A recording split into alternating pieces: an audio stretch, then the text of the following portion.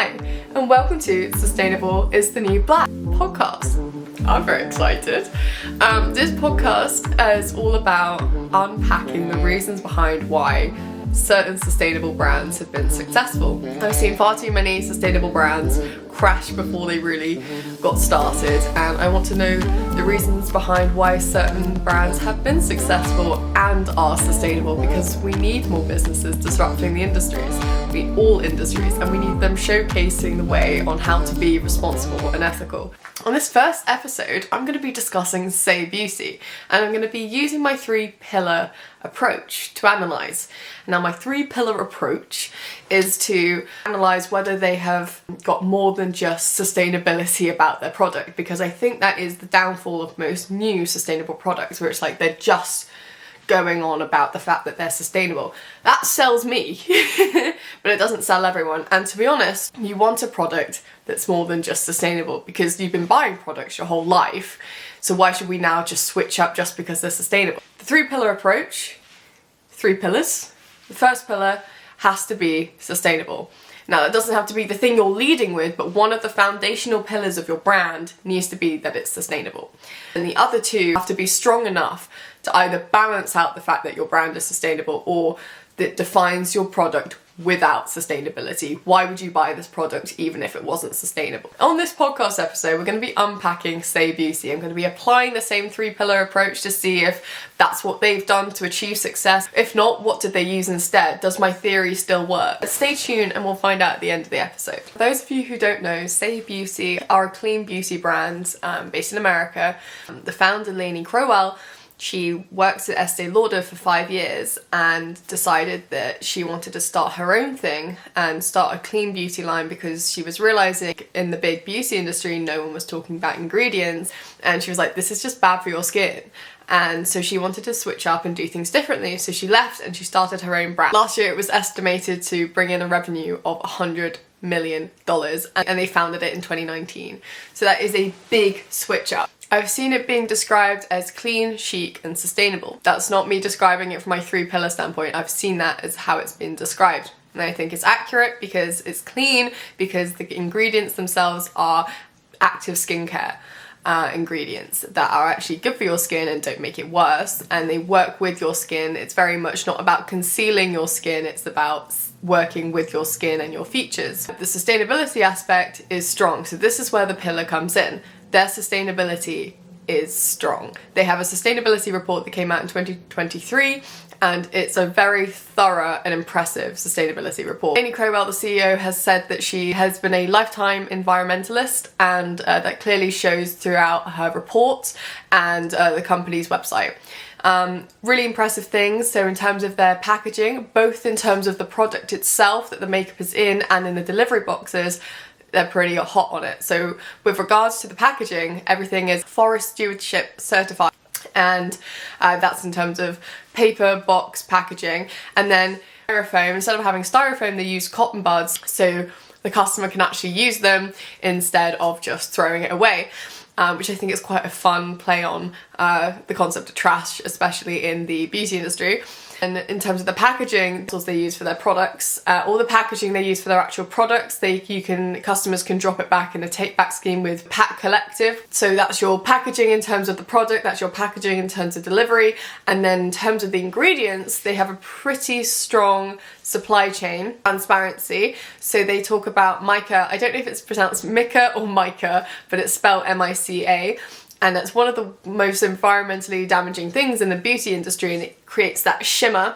And we sought after in developing nations in quite unethical working conditions. They bring awareness to the fact that they use palm oil and mica, the fact that those are both prominent used ingredients in the beauty industry, and they say, hey, we still use that, but they source it responsibly. So for palm oil, they source it from Responsibly Sourced Palm Oil, which is an organisation, and then the Responsible Mica Initiative for mica, and that's quite impressive. When they're sourcing mica, that they ensuring that the factories that they're working with, or the organisations that are providing the mica, will then provide a compliance document upon request.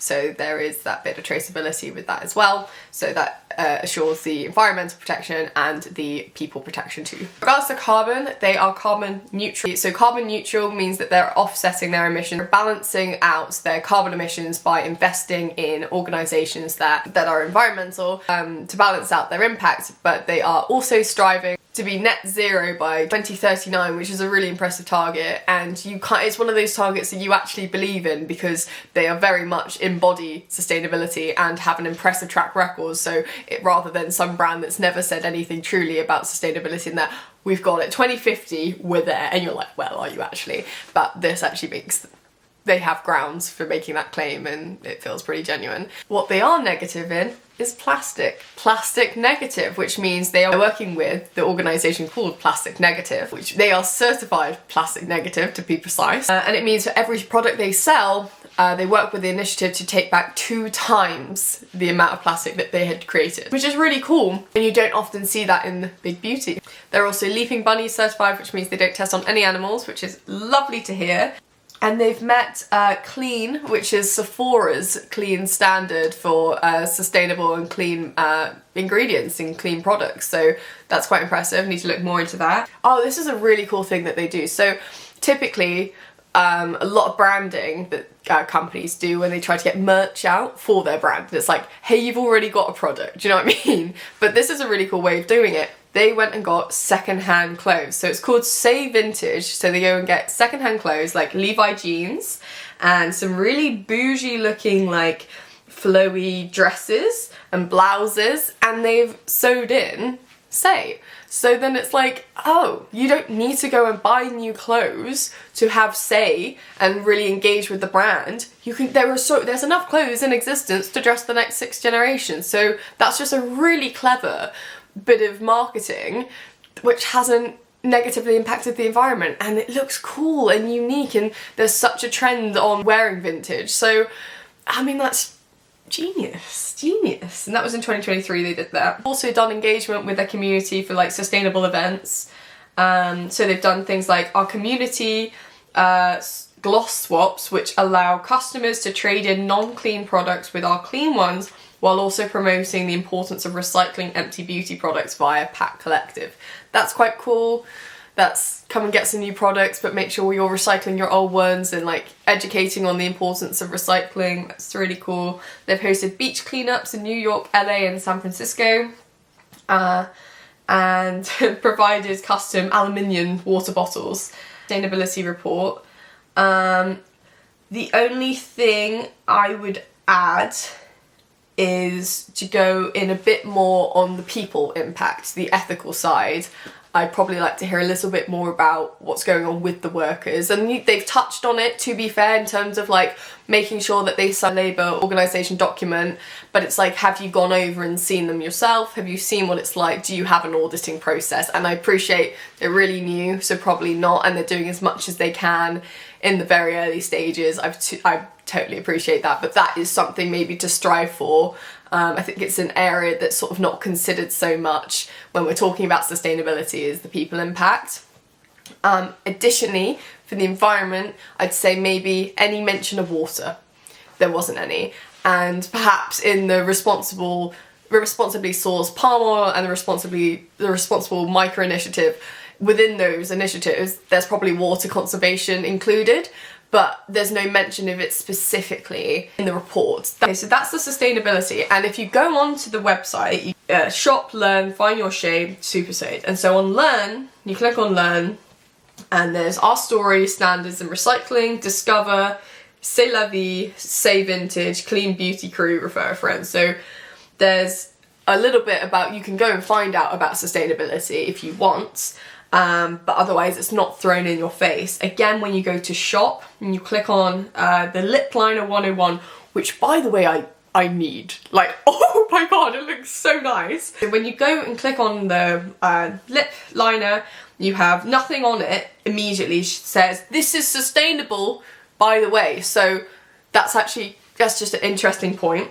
Instead, after add makeup to bag, you can click on details, and on the details it says rethink everything you know about the lip liner. The most foolproof, confusion-free, nourishing lip liner. makes it effortless to enhance your natural lip shape. Talking all about the product itself. Still talking about it. What it's good for on the right, it's talking about the ingredients in it. Vitamin E, rich oil that helps to hydrate and revitalise dry and cracked lips. Jojoba seed oil, shea butter. So it's when it's saying, oh, what's it good for? You. It's talking about you, which is interesting. And then ingredients, you click on, and it tells you exactly what's in them and then what they don't include, which is really interesting because that's actually an education piece for people using makeup and skincare who don't actually know about the ingredients that's going into them in terms of the impact it has on us. So that's a really cool education piece without throwing it down your face. It's just a bit like, guys, just so you know. Just so you know. And then it says how to use, which is helpful for people like me who can't see and don't know what they're doing.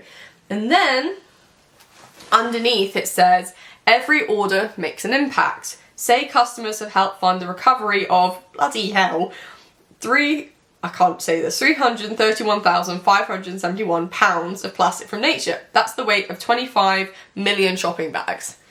Damn. Powered by repurpose. So that is actually the only immediate bit of sustainability talk, and that's not even about this product. It's just generally saying, just so you know, that's going on in the background and your community that you're part of, if you buy from this, is doing. And then you scroll down and this is cool. They kind of give you some like save with duo, stacks nicely with, and then the really cool thing is they go down and they give you 4 different ways, 4 different people with 4 different skin types, 4 different ethnicities putting on the product, so you can see it, how it looks on different skin tones. And then it says our packaging, and it's all just nice. It's just a seamless scroll, by the way. What is it? Wood clench pencil with 100% PCR overcap. Why we chose it? Our wood clench pencil is sustainably designed to give you lots of lip time without the extra packaging or plastic. Sharpen until you can't any longer.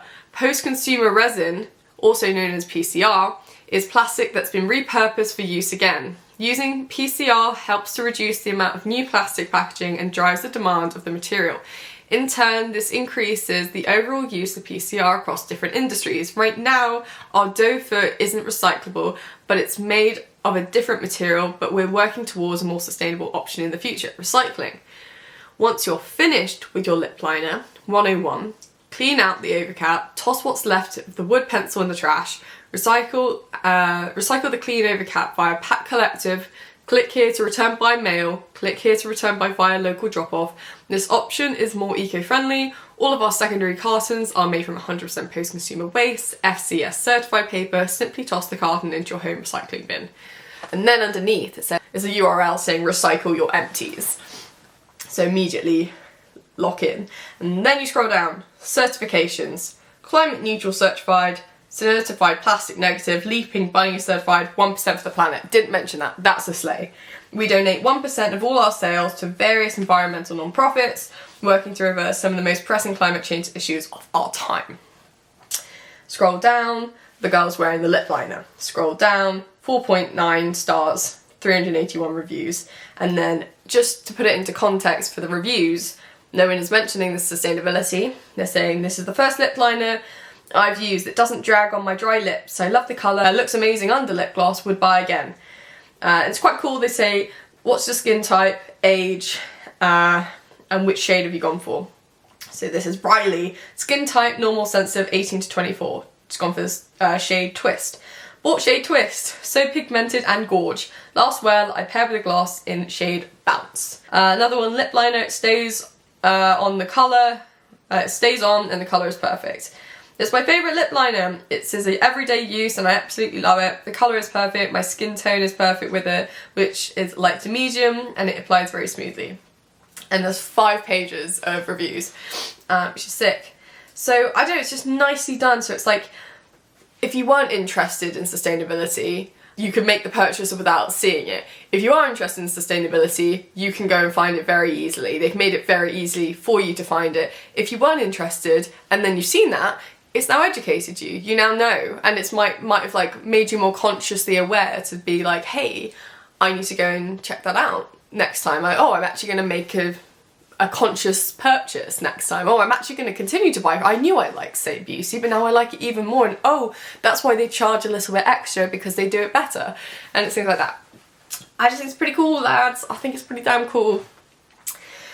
So that's the sustainability aspect. Now we're gonna pop off and we're gonna talk about and that's both sustainability and the product, but we'll talk more about the product now. If you forgot about the sustainability, the product slaps, okay? Again, all those comments are literally evidence to why the product's so good. No one was saying, it's a bit shit. Do you know what I mean? Everyone was saying product popped off. The product of theirs that I was interested in was their mascara. I have struggled to find a mascara that is sourced ethically in terms of its ingredients and does the job. I want long eyelashes. I haven't just bought mascara because I just want to put it on because I want to spend money on a mascara. I want to put mascara on so it elongates my eyelashes. I want that. I can't help it. I want that look. And I found I had one that was palm oil free, but it just didn't do the job. And now that I know that they're 100% palm oil, responsibly sourced, I'm gonna have a look and see what they're saying on here and what are the ingredients saying. Ingredients, I'm not seeing palm oil, but they have beeswax. So if you're a vegan, probably couldn't have this. So it's an interesting toss up to see like what they value more. It's got a similar one to the Maybelline long lashing one or whatever the fuck it's called. Yeah, that looks good. What are the reviews saying? Because it had like 800 reviews, which is nutso. 800 reviews, 4.7 stars. Okay, it's easy to clean off but stays on all day. 45 to 54. Excellent. I never spend over £12 for mascara, so when my daughter suggested I try this one, I was hesitant. I did though, and I love it. Simple and spreads out my lashes with evenly but limited clumps. 55 plus. It is my new favourite. It's my new favourite mascara. I love the wand and how it separates and lifts my lashes. It's just black enough in colour. No smudges. It's also easy to remove. 55. Everyone is popping off in the 55 plus. They're saying it's great, which is really interesting because not to call out my mum's eyelashes here, but I'm going to call out my mum's eyelashes. I know mum's always struggled saying like as she's got older, your eyelashes kind of shrink or you get less, like they fall off, or I don't know, the eyelashes aren't as strong. I don't really know. One that she's stuck with that's helped the most is that makes her eyelashes look the best is the Maybelline one, and I'm the same. I still buy Maybelline, and it's the one thing I hate about myself because it's the one that does the job the best. But this is really interesting to hear. They don't use palm oil in here, and that the demographic of sort of 40 to 55 plus are really loving it. So super interesting. But yeah, 894 reviews of a mascara. That's crazy. That kind of says it all. See the reviews, really nice. Anyway, so my point is the products are really strong here. Like we've looked at a lip pencil and a mascara and raving reviews. So outside of sustainability, quality product, pillar 1, pillar 2, pillar 3, it looks cool, but also the vibe is cool. Double meaning for cool. So if you've ever opened a little app called TikTok and ever watched any famous influencer do a get ready with me, especially in America, you will have seen a Saie product in the last 5 years. Founded in 2019. They popped off at the same time. Is that a correlation? 100%. 100%. I have only ever seen, because I'm based in the UK, it's an American brand. I only ever saw American influencers using it, and I was like, damn, man, you can buy it in the UK, actually. You can buy it in the UK, so I would just watch these people consume all of the bloody Saie stuff and get really cool Saie PR. And did a bit of a deep dive. I went to Saie's TikTok account. Alright, let's just quickly get this up actually. I just want to see exactly. They're near 1 million followers on TikTok. They're at 695.6k followers on TikTok. Right, for a brand that's 5 years old, crazy stats, absolutely crazy stats. And yeah, really impressive. I mean, they're one of their most famous videos that was posted, I think last year, has 21.2 million views. Quite a few. It's a couple people. It's a lot. It's just a lot. It's just a lot. Anyway, so I scrolled on their TikTok page, and although I've just spent almost half of this episode talking about its sustainability credentials, not once is it mentioned on their TikTok. Not once. Literally not once. Maybe further down, but I was in the depths, I would like to say, of saying, like, it's hardly mentioned. And instead it's got this really cool girl, chic, it girl energy, or it person energy. And a lot of the content is everyday girls putting it on, like, just putting it, like, bare face, natural, imperfected face, putting it on. Here's the new glow, here's the new blush, and it's just like, oh, it's almost like you're scrolling through and it's like an it girl, it's like an it girl's TikTok account. Like, it's, I think they play on the it girl, like, clean makeup, not in terms of just like clean, like the ingredients are clean, but clean and like hardly wearing any makeup. It's the no makeup look they're quite strong on, and so a lot of the videos are starting off with literally nothing on your skin, hair ready, everything else is ready, and then it's just the touch up of just a couple drops of the blush, or I might put on the glowy serum. Here's the really calm lip liner. Like, it's just, yeah, it's like an elevated makeup, like simple but elevated, and it's just quite class, really. Okay, so that's kind of the vibe on the TikTok page. That's kind of the vibe on the TikTok page. Really cool girl. Everyone wants to be them. So if you want to be those cool, effortless girls, you run over to Saie, you get the product. And hey, people are running. They have a couple strategies on social media, but like, that's their TikTok page, and like their main theme of the TikTok page is it girl, easy, elevated, simple makeup. And then in addition to that, on their page they post sort of behind the scenes in the office, like a sneak peek at the launch of the new product, and everyone's getting really hyped about it. We've got the CEO doing her makeup on it, sort of talking about either the product or her journey. We've also got the giveaway. They're big on giveaways, big on the Saie vanity bag, big giveaways on that. One really cool video, this unlocked a whole new part of like environmentalism for me. She was like seeing Saie makeup on models at the New York Fashion Week, and I'm like, oh my god, you don't even think about the makeup that goes on models in the New York Fashion Week. And that's just a really cool way to do a bit of marketing and get your brand in perfect model makeup, because again, models wear cool. They wear hardly any makeup. That's the whole point. The point is to not distract or take away so much from the outfit. I mean, it's a way to get in, and it's like, this is the perfect model makeup because it doesn't distract from the outfit, but also it's clean. How to actually disrupt the fashion industry as a beauty brand. Like, limit the impact of fashion weeks by getting a good, environmentally sound skincare brand or makeup brand in there. Like, that's, love it, so good.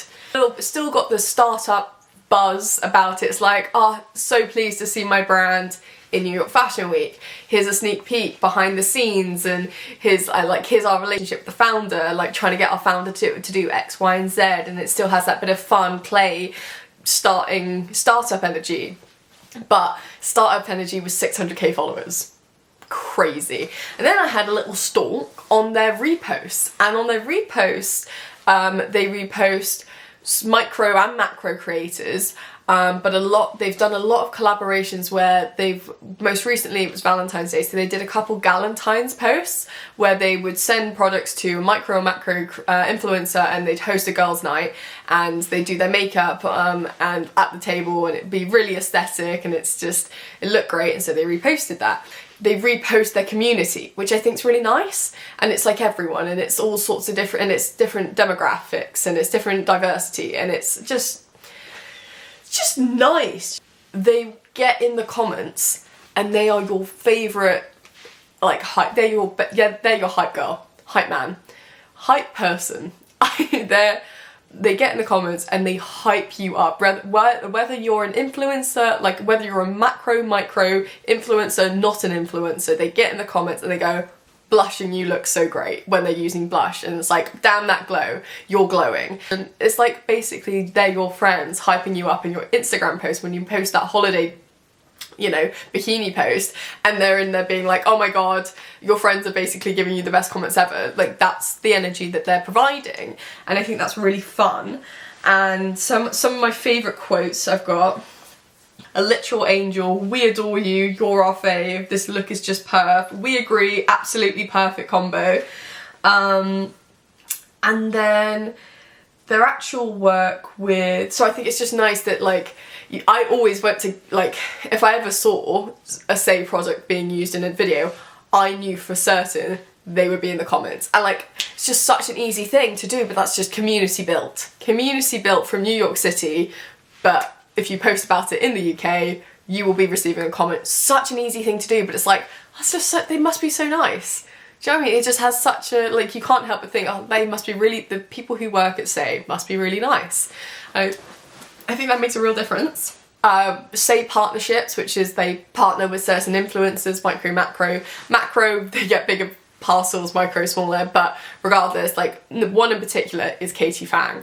If you don't know who Katie Fang is, she's this small town girl who's done this. She posted one crying video about not wanting to go to work, and now she's in New York City with a penthouse, basically, looking amazing. Anyway, she's a beauty.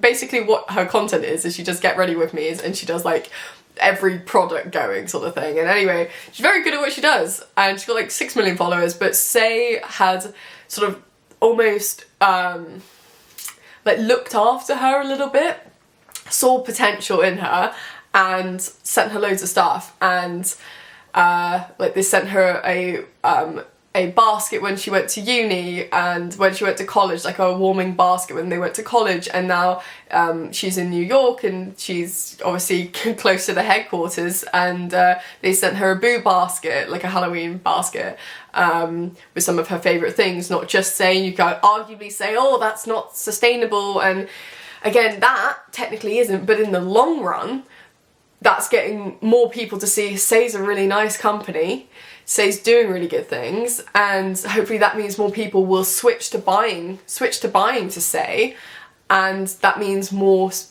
ingredients will be sourced ethically and sustainably and responsibly, in comparison to just sticking with brands that are sourced unsustainably.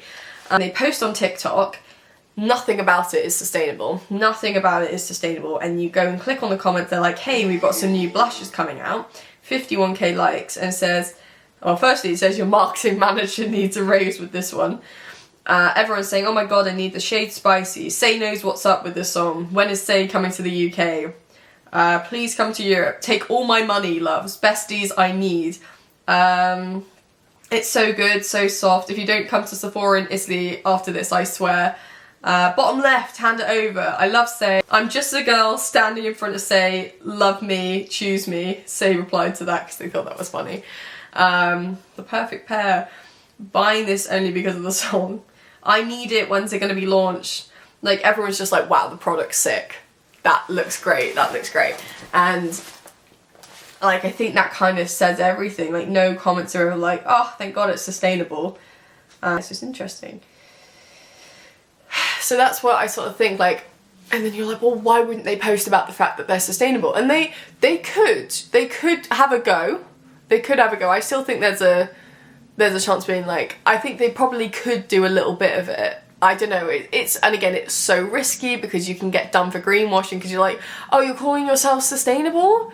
Oh, you're calling yourself sustainable even though, like, you're still using palm oil. Do you know what I mean? Like, people could rinse them for still using palm oil. And I could rinse them. I could pop off right now. But the thing is like, people are using palm oil irresponsibly. They're using it responsibly, and it's sort of being like, if you're going to use palm oil, because it's a really dependent upon ingredient in the beauty industry, do it responsibly. But I personally think the 3-pillar theory stands pretty strong for Saie's sustainable success. Because first pillar, sustainable. all the way through, their core purpose really is sustainability, and it's there for consumers to find it if they want to find it. It's not shoved in their face, but it's there. Do you know what I mean? And it's not screaming, you're an eco-activist if you buy from this brand. It's like, just so you know, this is a good quality brand, that this is a good sustainable brand. Whether or not that's something you're interested in, this brand, this product was made as sustainably and responsibly as we could have done it. And it's strong sustainability, to be honest. I think it's quite impressive. For a 5-year-old, 6-year-old company, it's pretty impressive.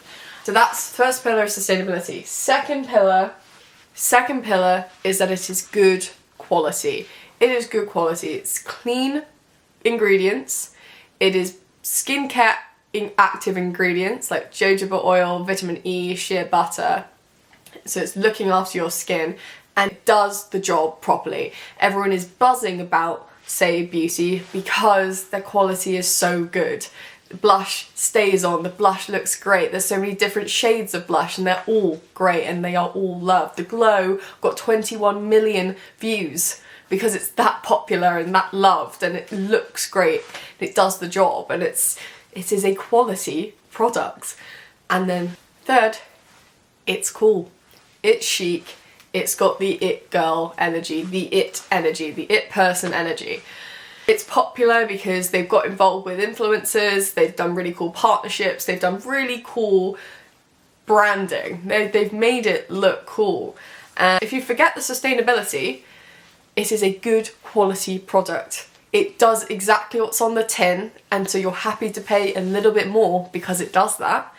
And secondly, it's a cool brand. You buy into the brand. That's what branding is. You buy it because you want to be the it girl. You want to be the clean girl that puts just a little bit of makeup on and now the whole vibe's elevated. It's strong. It's strong branding, it's a strong product, and it's strong sustainably. The 3-pillar theory, ladies and gents. The 3-pillar theory, ladies and gentlemen. I think that's work. That's an analysis of Saie Beauty. I think the 3-pillar theory works. Not perfect. No business is ever perfect. Nothing in life is ever perfect. And the CEO on countless podcasts have said, God, I've made mistakes. Like, I've made countless mistakes. But it's just like how you learn from them and how you deal with them. I mean, I would absolutely love to speak to Lainey Crowell one day to ask her about those mistakes and the realities of getting in touch with sustainable NGOs and actually why they've chosen not to promote it as a sustainable brand. I mean, it's known as clean beauty, and within clean are they talking about the fact that it's sustainable. And if you go onto our story, it has clean and it's an acronym. The acronyms: we keep it clean, C is conscious, L is luxurious, E is earth-minded, and A is award-winning, and N is new. So I think that's, again, like the whole balanced approach. If anything, they've got their 5-pillar approach, because it's balanced. It's conscious and it's earth-minded, but it's also luxurious, it's award-winning, and it's new. So they call it the feel-good 5. And it's their must-meet criteria for everything they do and create at Saie. And I just think you need to have a bit of a structure about your product, and it can't be all about environmentalism. It just needs to be, when you do carry out your responsibility in terms of sourcing, your efficacy, it needs to be fucking strong. It just needs to be strong. So then when you do talk about it, you're game. You are game to be like, yeah, I got the receipts. Do you want to see my report? You want to see my, I got you. And if you do go to talk about it, you've got facts. You have got facts to back it up with. I think the problem is if you preach that you're a sustainable brand and you're new and you don't truly know what it means to be a sustainable brand, that's when you don't have the receipts to back it up with exactly how sustainable you are. That is when you have a bit of a shocker. That's when people call you out on your shit, to be honest. That's what happens. So yeah, I just think it's just a strong brand. I think it's really bloody impressive. And yeah, I would absolutely love to speak to Lainey one day. I'd like to know what practices she actively wanted to change. You know, how do you communicate to stakeholders in your business that sustainability is a really important aspect of your business, and even though that you don't promote it in your social media, it's still a really important part of your company. Like, how do you go about that? Like, do you hire everyone based on how much they care about the environment, or do you hire them based on their marketing? Like, how do you, in behind the scenes, how do you obtain environmentalism, like in terms of your ethos? I'd just be really interested. So guys, I think that wraps up the episode.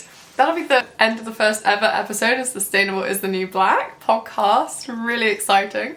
Thank you so much for listening, and please give this podcast a follow if you enjoyed it. Please share this episode if you think anyone else would find it interesting. Please follow me on Instagram, TikTok and YouTube at Sustainable is the New Black.